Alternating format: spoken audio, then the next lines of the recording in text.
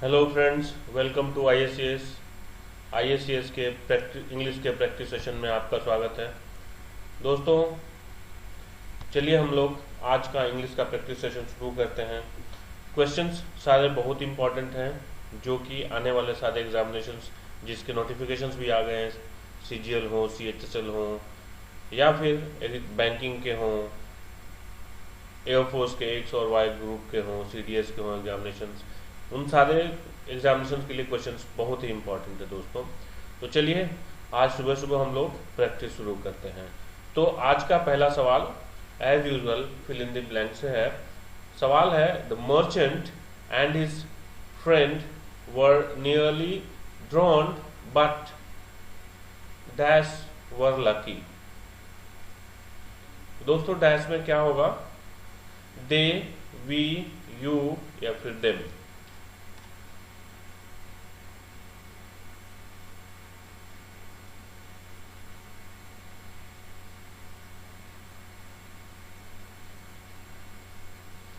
तो दोस्तों, यहाँ पे the merchant and his friend, यानी कि जब एंड से जुड़ा हुआ दो नाउन हो तो आने वाला वर्ब प्लूरल होता है और प्रोनाउन भी प्लूरल होगा।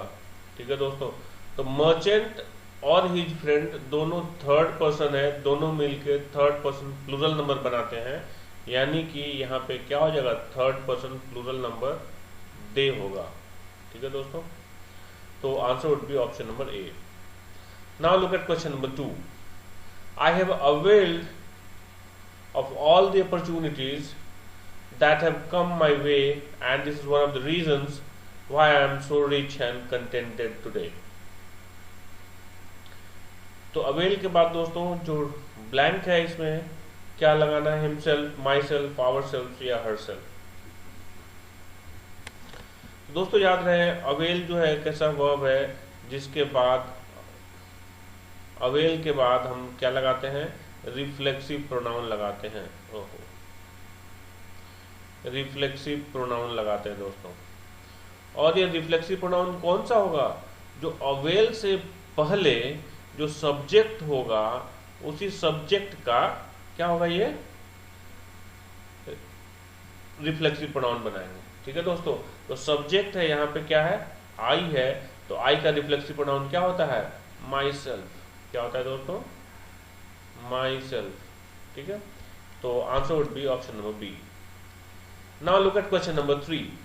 2 years ago he used to, यहां पे बी होगा दोस्तों, used to be। ठीक है दोस्तों। used to be a dash man but now he has become a generous guy। तो दोस्तों 2 years ago he used to be a dash man but now he has become a generous guy। तो man से पहले हमें क्या लगाना है? माइजर, miserly, माइजेस्ट या मोर माइजरली।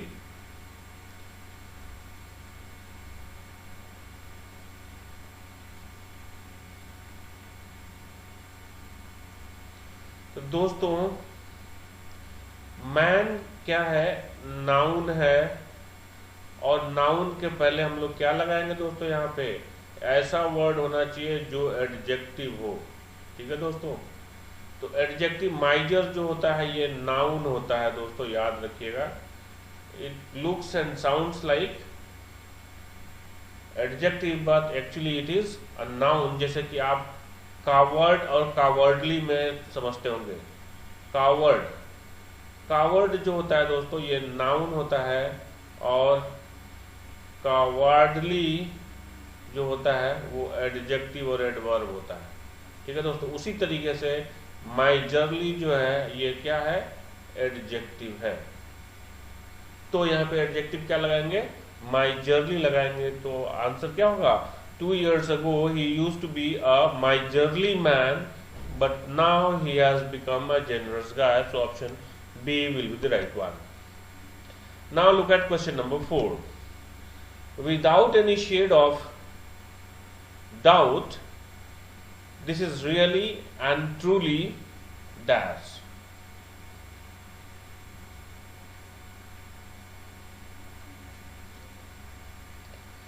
तो दोस्तों options are a matter noticing worth, a matter worth noticing, worth a noticing matter,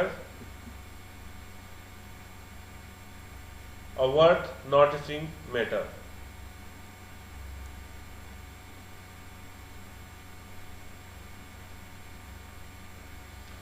So friends, answer would be option number B, a matter worth noticing. तो दोस्तों इसमें ये क्या है, नोटिसिंग क्या है यहाँ पे देखिए, वर्थ जो होता है वो वर्ब भी होता है, नाउन भी होता है, एडजेक्टिव भी होता है और प्रीपोजिशन भी होता है दोस्तों, ठीक है। तो हम लोग उसका इस्तेमाल ध्यान से करें। वर्थ यहाँ पे क्या है, नोटिसिंग, अ मैटर वर्थ नोटिसिंग, नोटिसिंग यहाँ पे क्या है दोस्तों, नाउन की तरह इस्तेमाल, जिरंड की तरह इस्तेमाल हुआ है, ठीक है दोस्तों। तो उस जिरंड के लिए यहाँ पे वर्थ क्या है, एडजेक्टिव लगाया जाता है। कैसा मैटर है, अ मैटर वर्थ नोटिसिंग है, तो वर्थ यहाँ एडजेक्टिव की तरह इस्तेमाल हुआ है, ठीक है दोस्तों। चलिए look at question number 5। It has been observe that the patient is gradually becoming dash strongest, strong, stronger, more strongest.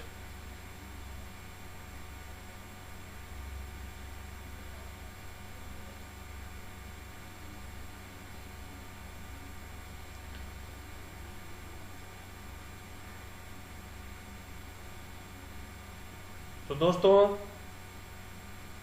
Late us find out the right answer.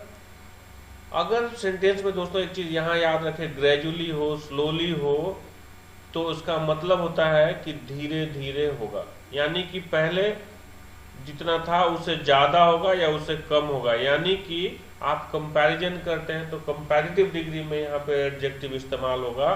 तो क्या होगा, कंपैरेटिव में कौन है, सी है, स्ट्रॉन्गर है, तो answer C will be the right answer. And the similar question we have done in the previous session also. Now look at question number 6. This question is from common error.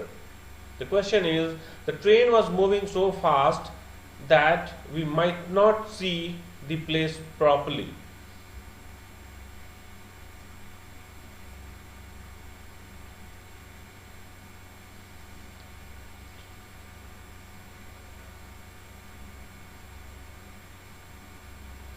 तो दोस्तों चलिए देखते हैं। The train was moving so fast, so plus adverb plus लग गया यहाँ पे that, तो यानी कि ये सही है। सो फास्ट, सो के बाद एडवर्ब प्लस दैट लगा दिए, इतनी तेजी से चल रही थी। वी माइट नॉट नहीं होगा दोस्तों, माइट नॉट ये जो है पॉसिबिलिटी को नहीं, ये क्या कहता है, ये दिखाता है कि होने की संभावना है। जबकि यहाँ पे हम लोग क्या लगाएंगे, कुड, संभावना ऑलमोस्ट नहीं होती है यहाँ पे, ठीक है दोस्तों, कुड, यानी कि यहाँ पे हमें माइट पॉसिबिलिटी नहीं, यहाँ पे क्या दिखाना है कि इम्पॉसिबिलिटी, जो कि एकदम नहीं के बराबर दिखेगा। The train was moving so fast that we could not see the place properly, हम अच्छी तरह से देख नहीं सकते हैं। देखने की संभावना विश नहीं कर रहे हैं, ड्रीम नहीं कर रहे हैं दोस्तों, ये बता रहे हैं कि हाँ बहुत कम संभावना है कि हम उसे अच्छी तरीके से देखेंगे, ठीक है दोस्तों। तो यहाँ पे हम लोग माइट न लगा के क्या लगाएंगे, कुड लगाएंगे, ठीक है। तो answer would be option number C, जहाँ पे हम माइट को हटा के कुड लगाएंगे। Now look at question number 7, again from common error. The PM said that his party will not repeat the mistakes made by the previous government.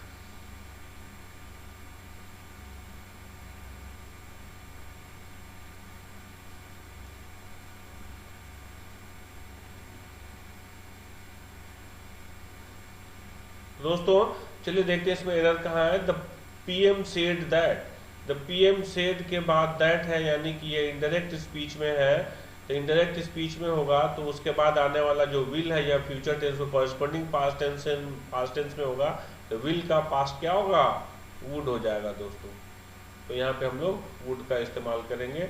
The PM said that his party would not repeat the mistakes made by the previous government. So answer would be option number B. Now look at question number 8. Poonam did not used to work for more than 5 hours in the organization where she was employed.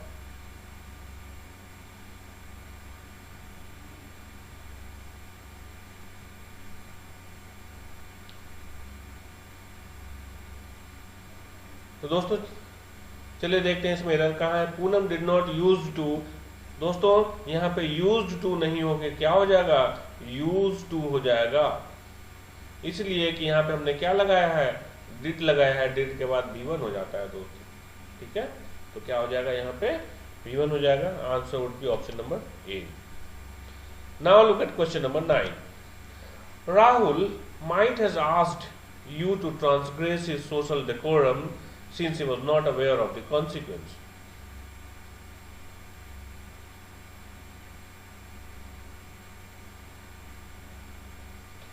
So friends, एकदम पहली नजर में question में गलती पकड़ने लायक है। Might के साथ कभी भी हम लोग हैज नहीं लगाते हैं। माइट के बाद या कोई भी ऐसा मॉडल हो, माइट हो, कुड हो, मे हो, उसके बाद यदि आता है तो वो हम लोग हैव ही लगाते हैं, V1 लगाते हैं दोस्तों, ठीक है, हैव लगेगा। तो Rahul might have asked you to transgress this social decorum since he was not aware of the consequence. So answer would be option number A, where has to be removed with have. Now look at question number 10. Mammoths were a species of elephants who lived millions of years ago but are now extinct.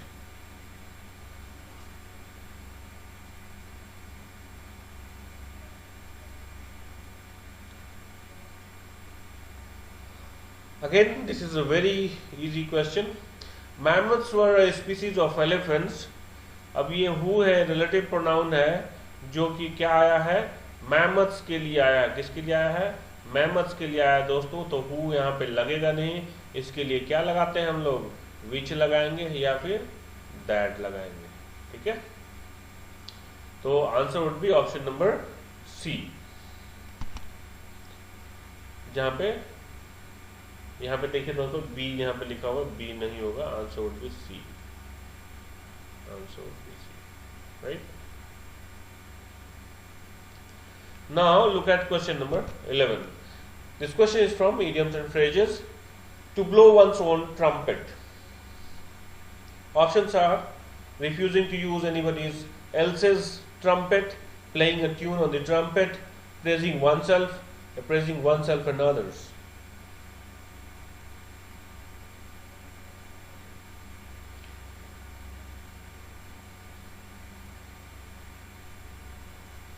दोस्तों हमेशा याद रखने के लिए मैं यही चीज कहूंगा कि आप idioms या phrases को सेंटेंस में इस्तेमाल करें ताकि आपको याद हो जाए। जैसे देखिए, to blow one's own trumpet, जैसे हम एक सेंटेंस बनाते हैं, he always blows his own trumpet, कहने का मतलब हुआ कि वो अपनी तारीफ हमेशा करते रहते हैं, यानी कि blow one's own trumpet का मतलब होता है praising oneself. Option C will be the right answer.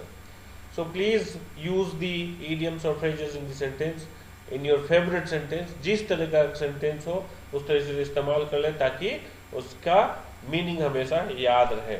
Now look at question number 12. To turn a deaf ear. Options are to pay no heed, to go far away, to listen carefully, to turn one's ear away.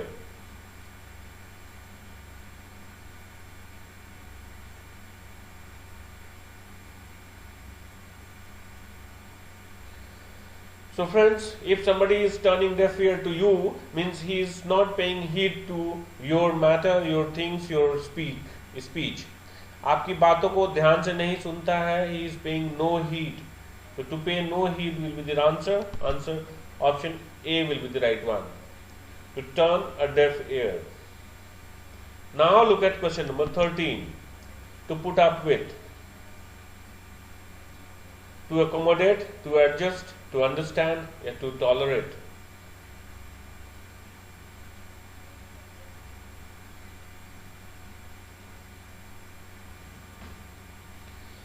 तो दोस्तों again इसको use करते हैं। Now I will not put up with your nonsense, with your nuisance. तो इसका मतलब हो गया कि आप उसके न्यूसेंस को, नॉनसेंस को टॉलरेट नहीं करते हो। ठीक है दोस्तों, तो पुट अप विथ का मतलब होता है टू टॉलरेट, यानी कि answer would be option number D. Now look at question number 14। This is from spelling mistake. Descendant का मीनिंग ये देखना है दोस्तों, कौन सा स्पेलिंग सही है, फिर हम लोग इसकी मीनिंग के बारे में बात करेंगे। तो right spelling is option number A, descendant. दोस्तों डिसेंडेंट का मतलब होता है एक तो जो मूविंग डाउनवर्ड होता है, ये एडजेक्टिव की तरह अगर होता है कि समथिंग इज डिसेंडेंट मतलब मूविंग डाउनवर्ड, मूविंग डाउनवर्ड। ठीक है दोस्तों। और दूसरा डिसेंडेंट का मतलब होता है किसी का मतलब someone who is related to a person or a group of people who lived in the past, मतलब कि किसी कुल खानदान का कोई अगर वंशज चला आ रहा हो तो उस व्यक्ति को उस वंश का, उस कुल का क्या कहते हैं, डिसेंडेंट कहते हैं। ठीक है, तो उस वंश से, कुल से चलता आ रहा है। ठीक है दोस्तों। Now look at question number 15। This is from again spelling mistake. Words are necessary, temporary, itinerary and sanguinary. दोस्तों चलिए देखते हैं हम लोग। नेसेसरी का NECESSARY, नेसेसरी का मतलब समझते हैं, इंपॉर्टेंट, रिक्वायर्ड, नीडेड जो होता है वो क्या होता है, नेसेसरी होता है दोस्तों। नीडेड, रिक्वायर्ड, आप इसको इंपॉर्टेंट भी कह सकते हैं। Temporary, temporary, TEMPORARY, temporary. Temporary का मतलब क्या होता है, not permanent, very simple, not permanent, जो कि चिरस्थायी नहीं हो, जो क्षणभंगुर हो, थोड़ी देर के लिए हो, इफिमेरल हो, ट्रांजिएंट हो, तो क्या कहते हैं, टेम्पररी कहते हैं। इटिनररी, दोस्तों इटिनररी का यहाँ पे स्पेलिंग सही है। इटिनररी का मतलब क्या होता है, डिटेल्स, या फिर इसको रूट, ROTE होता है, route of any journey, route of journey, या फिर इसे क्या कहते हैं, किसी जर्नी के डिटेल्स, यानी कि टूर, टूर भी कह सकते हैं का अगर डिटेल होता है उसे हम क्या कहते हैं, इटिनररी कहते हैं। डिटेल ऑफ टूर और जर्नी इज कॉल्ड इटिनररी। सैंग्युइनरी, सैंग्युइनरी का स्पेलिंग होता है दोस्तों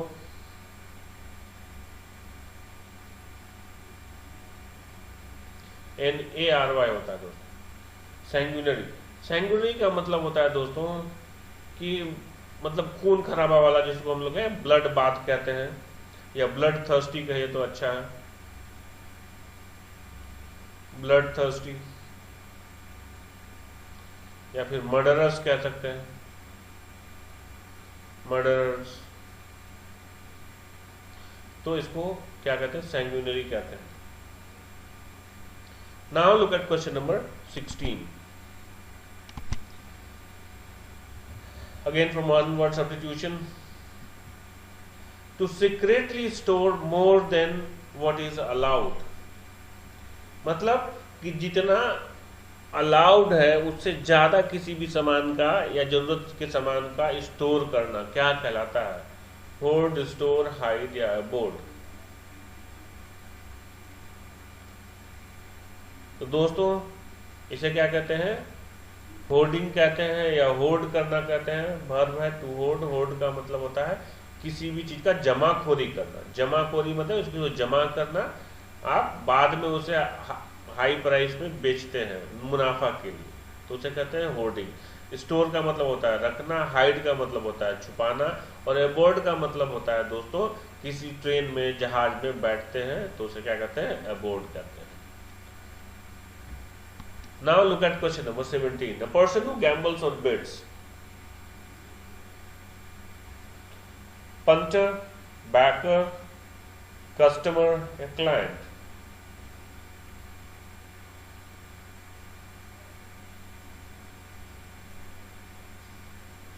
So friends, a person who gambles or bets is called punter. Option A will be the right one. Backer का मतलब होता है सपोर्टर, जो सपोर्ट करने वाला होता है बैकर कहलाता है। बैक मतलब होता है सपोर्ट करना। कस्टमर समझते हैं जो आपके ग्राहक होते हैं, क्लाइंट जो होते हैं वही ग्राहक होते हैं, उन्हें कस्टमर या क्लाइंट कहते हैं। So answer is option number A, punter. Now look at question number 18। Synonyms निकालना है दोस्तों। Hazy, options are obscure, clear, noxious, clumsy.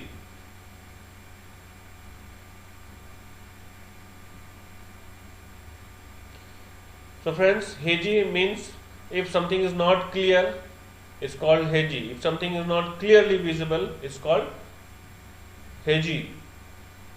So answer would be obscure. Option A will be the right answer. Clear, you know, very good. Noxious मतलब harmful, dangerous. Clumsy मतलब nasty, filthy is called clumsy. Now look at question number 19. Ravage.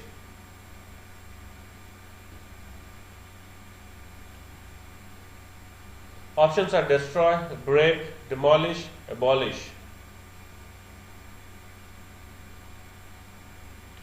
दोस्तों ravage का मतलब क्या होता है, to destroy, violence, जो violence होता है, destruction होता है, उसे क्या कहते हैं, ravage कहते हैं। So answer would be option number A. Break का मतलब तोड़ना होता है दोस्तों। डेमोलिश का मतलब होता है ढाहना, जैसे घर गिराते हैं तो क्या कहते हैं उसको, डेमोलिश करते हैं। एबॉलिश का मतलब होता है रूट आउट करना, रूट आउट, अपरूट, इरेडिकेट वगैरह वगैरह क्या कहलाता है, एबॉलिश करना, जिसका उन्मूलन कहते हैं, eradication, eradicate, abolish. Now look at the last question of today's session, is 20th question. Word is indict and we need to find out the synonyms out of the given options. Options are absolve, impeach, install or extend.